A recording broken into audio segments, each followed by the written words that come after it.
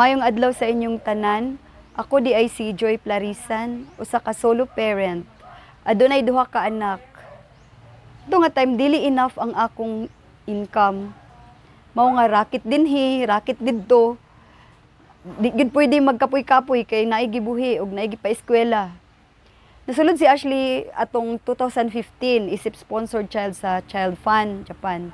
Dako kayog natabang sa among kalisod ang mga school supplies ug ang mga assistants nga among nadawat. Sa 2017, nagsakit ko. Grabe nga sakit. Nagkatibi ang akong tinai.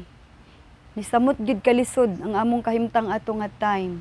Pero mapasalamaton ko sa mga tawo nga nagtabang nako. Wa gyud ko nawad-an og paglaom. Hugot nga pagampo og paningkamot ang akong gibuhat. O grabe ka maayo ang Ginoo. Naayo ko sa akong sakit. Ang akong eldest nakagraduate na.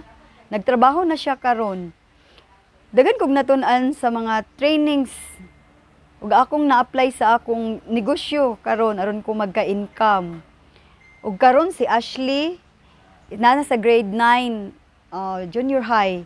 Isa siya ka honor student. Karon usa na ako kakatikista ug parent leader nga andam mo dasig sa uban. Nga bisan unsa pa ang kalisod nga atong giatubang mga kawad-on dili gid ta dapat mawad-an og paglaom. Hugot gid nga pagampo og paningkamot ang atong buhaton kay kanang mga problema ug mga pagsulay mulabay ra gid na sa atong kinabuhi. Daghang salamat sa Child Fund Japan ug sa mga sponsors.